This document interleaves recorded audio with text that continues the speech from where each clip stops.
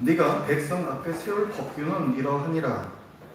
네가 히브리 종을 사면 그는 6해 동안 섬길 것이요 7째 해에는 몸값을 물지 않고 나아가 자유인이 될 것이며, 만일 그가 단신으로 왔으면 단신으로 나갈 것이요 장가들었으면 그의 아내도 그와 함께 나가려니와, 만일 상전이 그에게 아내를 주어 그의 아내가 아들이나 딸을 낳았으면 그의 아내와 그의 자식들은 상전에게 속할 것이요 그는 단신으로 나갈 것이로되, 만일 종이 분명히 말하기를 내가 상전과 내 처자를 사랑하니 나가서 자유인이 되지 않겠노라 하면, 상전이 그를 데리고 재판장에게로 갈 것이요 또 그를 문이나 문설주 앞으로 데리고 가서 그것에다가 송곳으로 그의 귀를 뚫을 것이라. 그는 종신토록 그 상전을 섬기리라. 아멘. 하나님께서 이스라엘을 애굽에서 구원해 내시고 이스라엘을 시내 산으로 데려가셨습니다. 그리고 율법을 주시죠. 우리가 잘 아는 아주 중요한 10계명이 20장에 나와요. 우리 21장 지금 본문을 봤는데 더럽이 20장에 10계명이 나옵니다. 10계명의 큰 원칙이라면 뒤이어서 나오는 21장부터 23장, 사실은 구약에 나오는 모든 율법을 다 포함한다고 할 수 있는데요, 뒤이어 나오는 율법들은 10계명을 뿌리로 해서 그 당시 문화에서 실제로 어떻게 적용해야 하느냐 구체적인 사례를 명시한 판례법이라고 부릅니다. 판례법이라고 보통 우리가 분류를 합니다. 그리고 이 법은 지금 출애굽기 21장에 종에 관한 법이라고 해서 이제 나오고 있는데, 이게 완성본이 아니에요. 이 법은 나중에 이스라엘 백성이 가나안 땅에 들어가게 됐을 때 적용해야 할 법입니다. 그렇기 때문에 거기까지 가는 중간에 출애굽기도 지금, 그 다음에 레위기 나오고 민수기, 신명기 이렇게 해서 나오잖아요. 계속 광야를 도는 그때란 말이에요. 그때까지도 계속해서 이 법을 보완하시고 더 추가적으로 주시고 이렇게 하십니다. 그래서 종에 관한 법도 레위기에도 나오고 신명기에도 또 나와요. 여기는 없는 내용이 또 더 나옵니다. 그래서 오늘 설교에서도 그 레위기와 신명기 말씀도 함께 보겠습니다. 자, 오늘 우리가 보고 있는 본문은 종에 관한 법이다, 이렇게 타이틀이 붙어 있습니다. 당시에 이 근동지역이라고 부르는 이 지역에는 대부분 나라에 노예제도가 있었습니다. 어떤 사람이 다른 사람의 노예가 되는 건데, 그 대표적인 케이스는 전쟁을 했는데 전쟁에 졌어요. 그래서 전쟁에 포로로 끌려가면 노예가 됩니다. 이거는 다른 민족의 노예가 되는 거죠. 그 다음에 또 같은 민족 안에서도 예를 들어서 흉년이 몇 년째 계속 들었습니다. 그러면서 가난해지는 사람들이 생겨요. 그럼 이 사람들은 먹을 게 없으니까 자기가 갖고 있는 땅 팔고, 그래도 안 되면 자기가 갖고 있는 재산 팔고, 그래도 안 되면 자기 가족들까지 팔고, 그래도 안 되면 결국 자기 자신마저 노예로 팔게 됩니다. 이렇게 하면서 가난 때문에 같은 민족 안에서 노예로 전락하는 사람들이 생겼습니다. 현실적으로 그렇게 됐다는 얘기예요. 나중에 가나안 땅에 들어가게 되더라도 그렇게 된다는 얘기죠. 이스라엘에도 이렇게 종이 되는 사람들이 있었어요. 하나님께서는 이런 경우에 그 종을 어떻게 대우해야 할 것인지를 법으로 주십니다. 레위기 25장을 보면, 그냥 들으세요. 레위기 25장을 보면 전쟁을 해서 이겼어요. 그래서 포로로 이방인들을 끌고 오게 되면 그 이방인들은 영원히 이스라엘의 종이 됩니다. 영원히 대대로 종이 될지라, 이렇게 규정을 주시고요.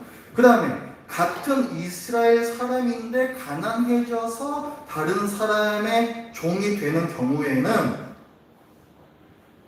영원히 대대로가 아니고 한시적으로만 종으로 살게 해야 한다라고 규정을 주십니다. 그래서 오늘 본문의 2절 말씀을 보면 네가 히브리 종을 사면, 히브리 종이라고 되어 있죠. 같은 민족 사람이에요. 근데 가난해져서 종으로 팔린 거죠. 그러면 그 종은 6해 동안 섬길 것이요 7째 해에는 몸값을 물지 않고 나가 자유인이 될 것이며 빚을 얼마 졌든지 관계없습니다. 6년만 일하고 무조건 해방이에요. 그러니까 한시적으로 종살이를 해야 한다라고 규정을 주세요. 오늘 본문은 이 같은 민족 안에서 종살이를 하게 된 경우에 대한 법입니다. 자, 빚진 사람이 돈을 꿔준 사람을 위해 6년 일하면 자유인이 된다는 건 사실 참 특이한 제도예요. 자, 얼마를 빚졌던 6년만 일하면 무조건 탕감이 됩니다. 그 2절 보면은 7째 해에는 몸값을 물지 않고 나가서 자유인이 될 것이냐. 그러니까 자기가 노동을 해서 그 빚을 갚는다는 의미인데 그 당시 시세로 따져도 그 빚진 걸 다 못 갚을 수도 있잖아요. 그럴지라도 나머지 몸값을 물지 않고 나가서 자유인이 된다. 이런 법이에요. 그러니까 이걸 보면은 이 제도는요, 빚을 받아내기 위한 제도라기보다 빚을 없애주기 위한 제도임을 알 수 있습니다. 빚진 사람을 회복시키기 위한 제도라는 거죠. 자, 이게 빚진 사람을 위한 제도임을 우리가 또 어디에서 또 알 수 있냐면 종이 된 자기 민족 사람을 학대해서는 안 된다라는 규정에서도 확인할 수가 있습니다. 여기 책을 피해 두시고 레위기 25장으로 가보겠습니다.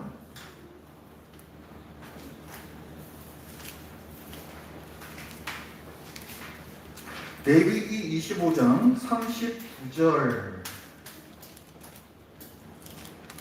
그리고 40절입니다.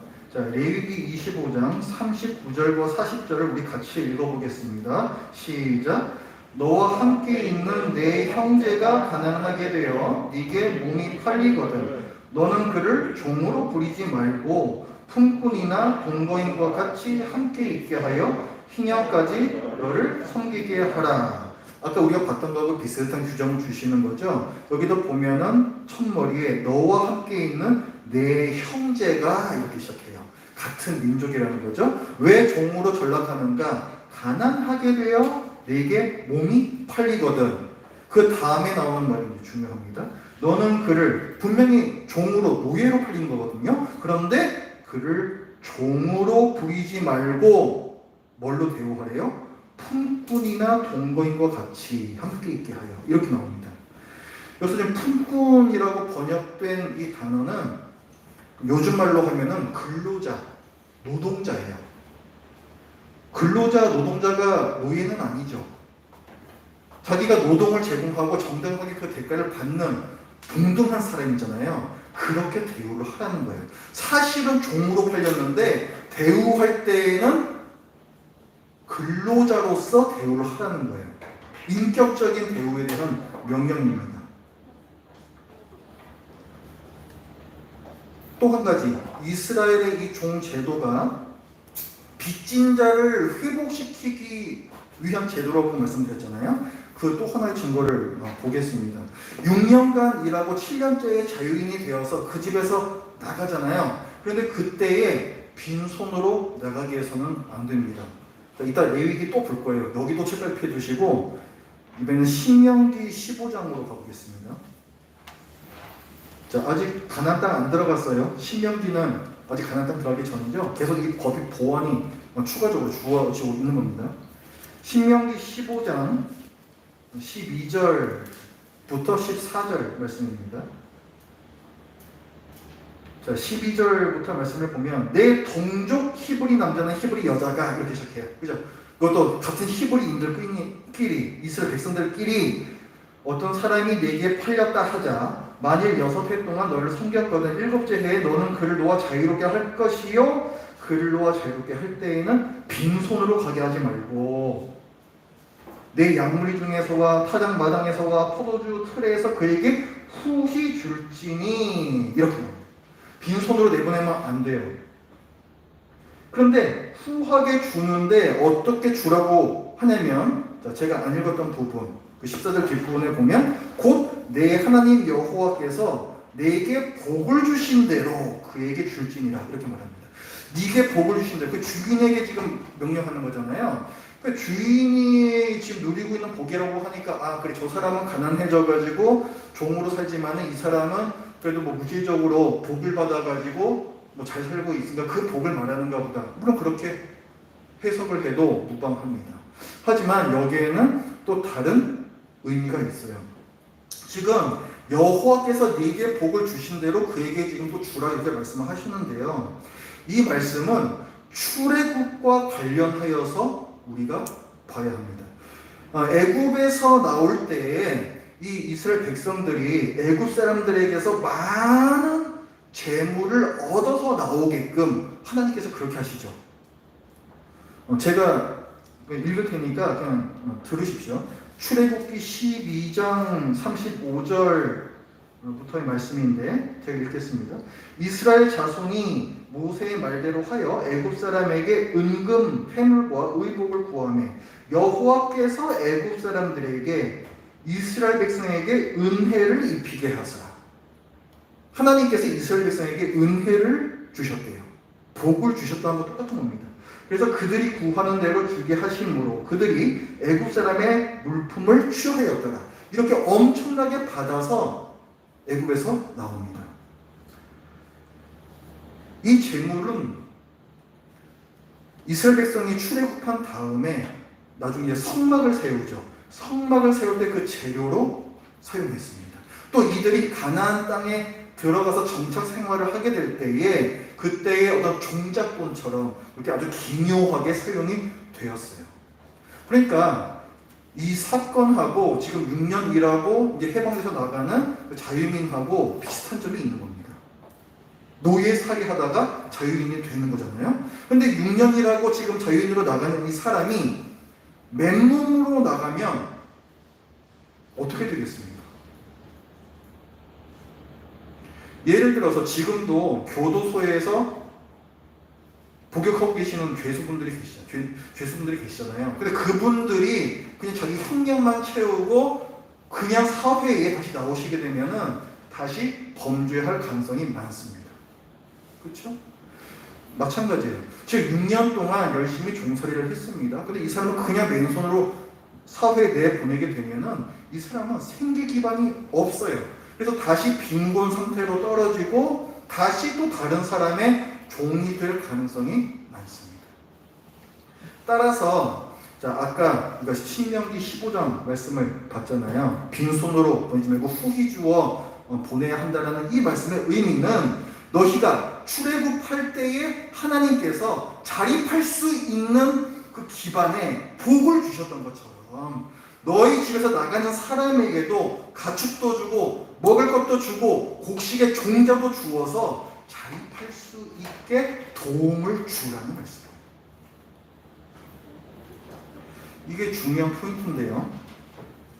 종으로 팔린 같은 이스라엘 백성을 인격적으로 대우하라고 계속 말씀을 하시는데 그 이유는 그들이 자유민이 된 출애굽과 연결이 되어 있습니다.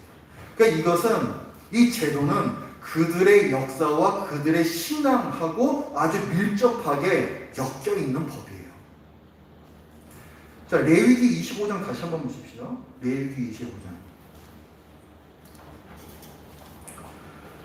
자, 이 종에 대한 법이 출애굽하고 아주 밀접하게 관련되어 있다는 것을 레위기 25장 42절부터 말씀해서 볼 수가 있습니다. 그러니까 종이었다가 이제 자유인이 되어서 밖으로 나가는 그들은 내가 애굽 땅에서 인도하여낸 내 종들이니 지금 하나님께서 말씀하시는 거예요. 너희 이스라엘 백성 모든 사람들은 다 내 종이야. 내가 애굽의 종살이라는 데서 해방을 내어서 내 종 삼았어. 그렇기 때문에 너희들끼리 종 삼아서는 안 돼. 이걸 말씀을 하시는 겁니다. 내 종들이니 종으로 팔지 말 것이라. 그리고 너는 그를 엄하게 부리지 말고 가혹하게 정말 노예 대하듯이 대하지 말라는 말씀이에요. 그 다음에 뭐라고 말씀하세요? 내 하나님을 경외하라 하고 연결이 돼요. 뜬금없는 말씀 같지 않습니까? 종한테 잘 해주라더니 갑자기 왜 하나님을 경외하는 거하고 연결이 됩니까? 출애굽하고 연결이 되어 있는 신앙의 문제이기 때문에 그렇습니다.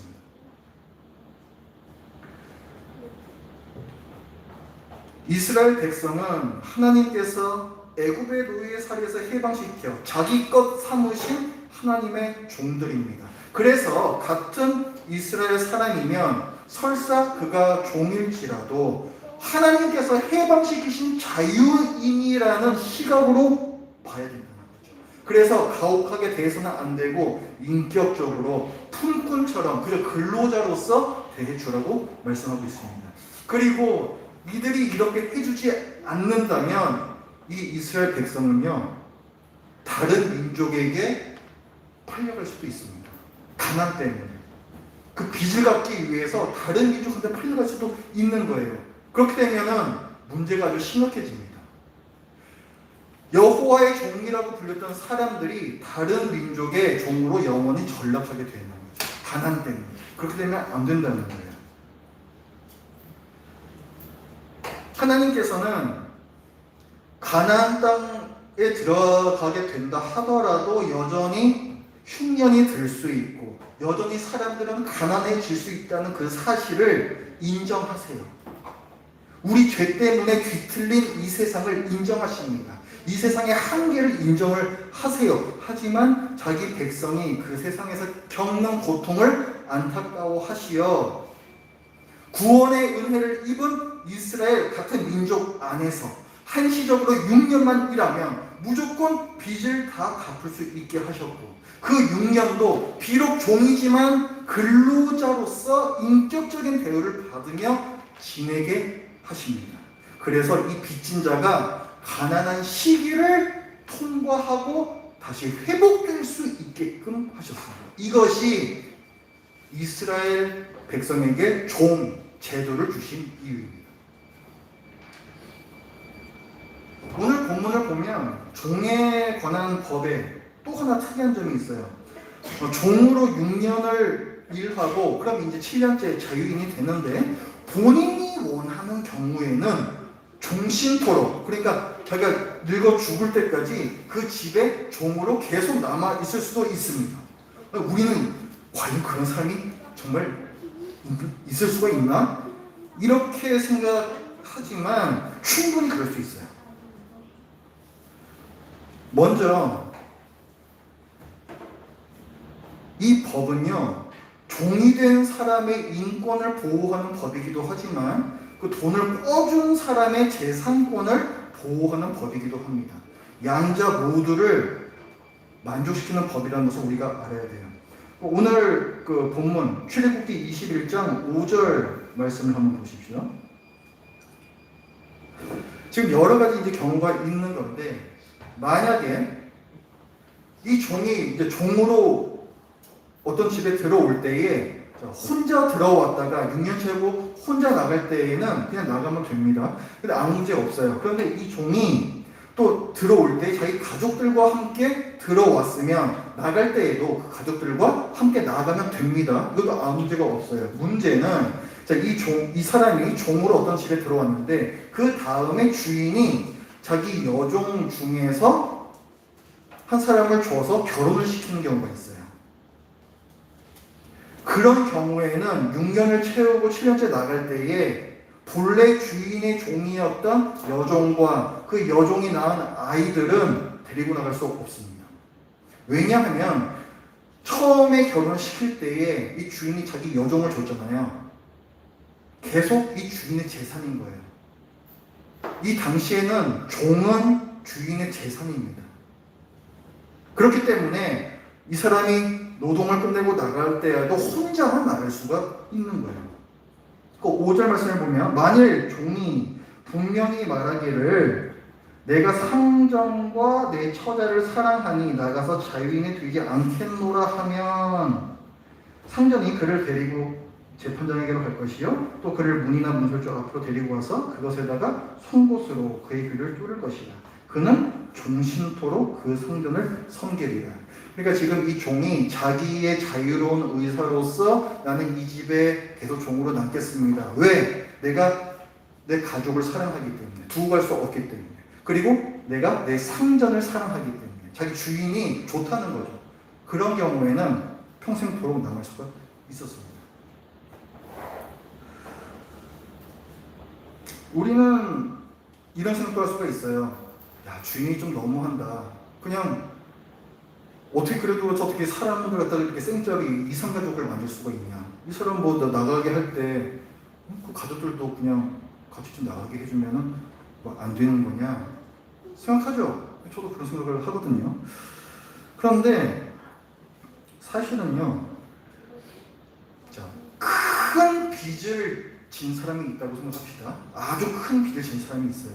근데 그 사람이 딱 6년만 일하고 모든 빚이 탕감된다 하면은 사실 그 자체만으로도 엄청나게 파격적인 일입니다. 그리고 이 법은 아까 말씀드린 대로 종이 된 사람의 인권만 생각하는 것이 아니라 당시 사회에서 주인의 재산권을 보호하는 것도 이 법의 중요한 역할이었다는 점, 그것도 우리가 기억을 해야 됩니다.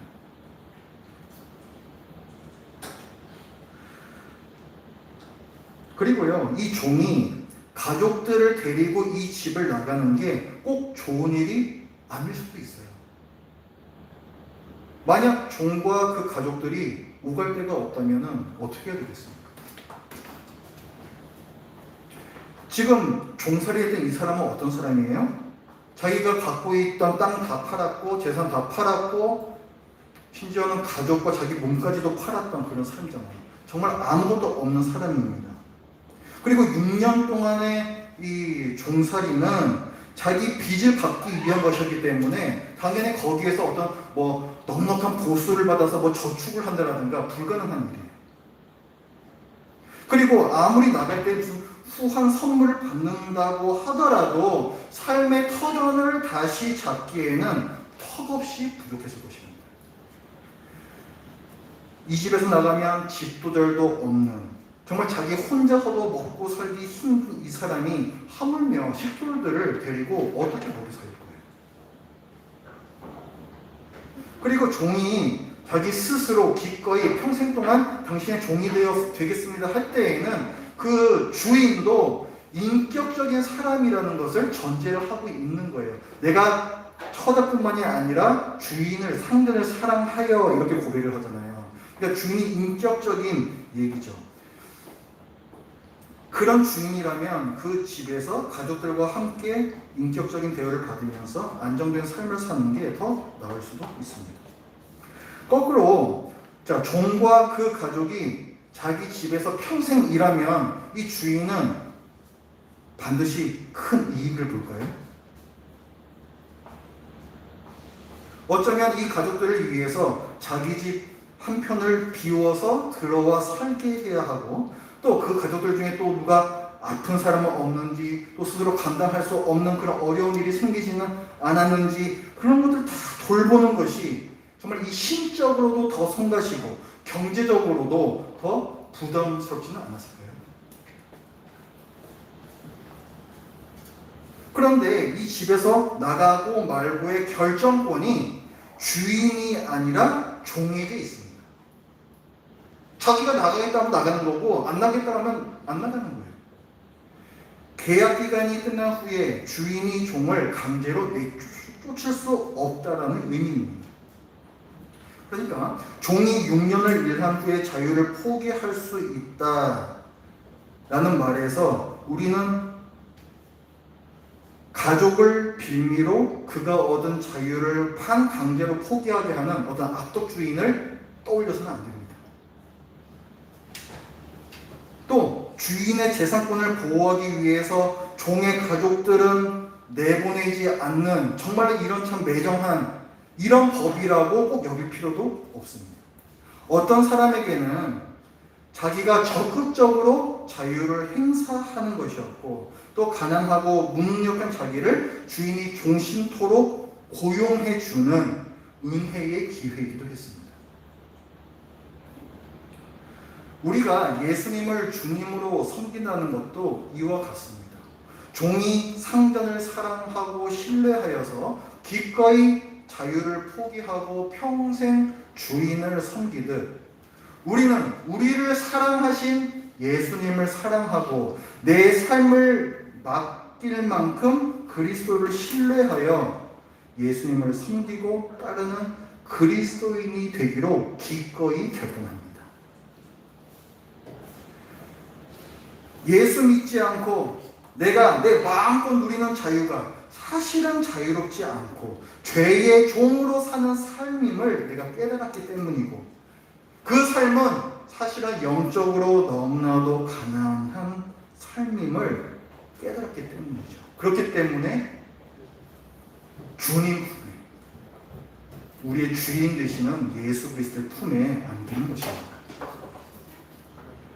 그리스도인이 되면은 자유를 빼앗길 것 같고 내 마음대로 못 살고 속박당하고 그럴 것처럼 이렇게 느껴지죠.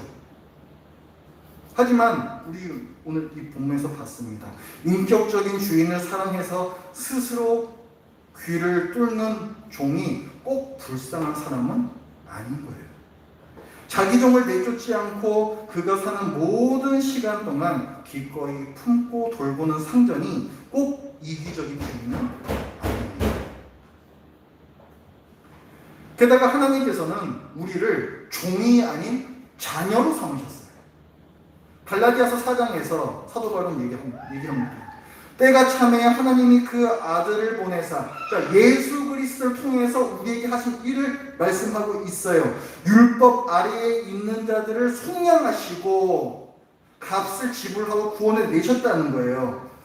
죄의 지배 안에, 권세 안에 있던 우리를, 그리고 우리로 아들의 명분을 얻게 하려 하십니다. 이것이 예수 그리스도를 우리에게 주님으로 주신 이유입니다.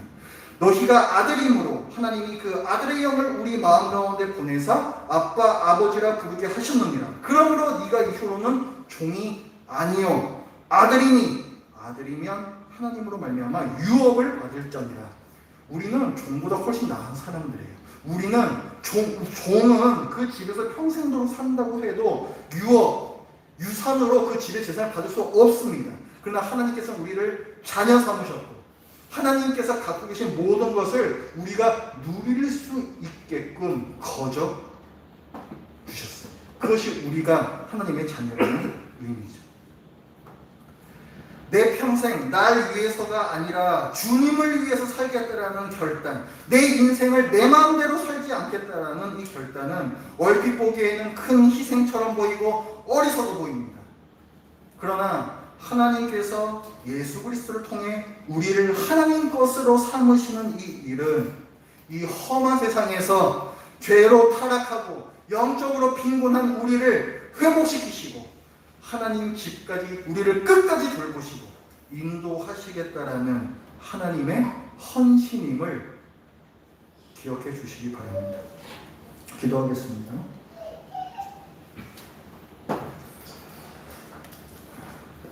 하나님 아버지, 이스라엘에게 주신 종 제도를 통하여서 그 안에 담겨있는 하나님의 정의와 또 하나님의 사랑, 하나님의 성품을 저들이 보았습니다. 하나님의 깊고 깊으신 그 속뜻을 저희들이 볼 때마다 정말 하나님의 은혜에 감사하지 않을 수가 없습니다.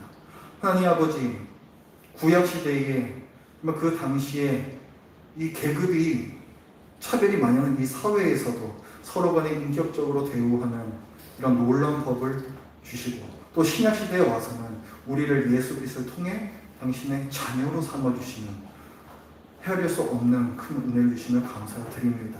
하나님 아버지, 저희들이 주님에게 매여있는 몸으로서, 그러나 이것이 저희를 위한 것이요 하나님께서 결코 무엇이 부족하거나 모자라서가 아님을 저희들이 알았사오니 주여, 저희들의 하루하루의 삶 가운데에서 늘 하나님께 감사드리고 또 하나님께서 기뻐하시는 그 뜻을 향해서 또 하루를 살아내는 저희가 되게 하여 주시옵소서. 예수님의 이름으로 기도드립니다. 아멘. 찬송가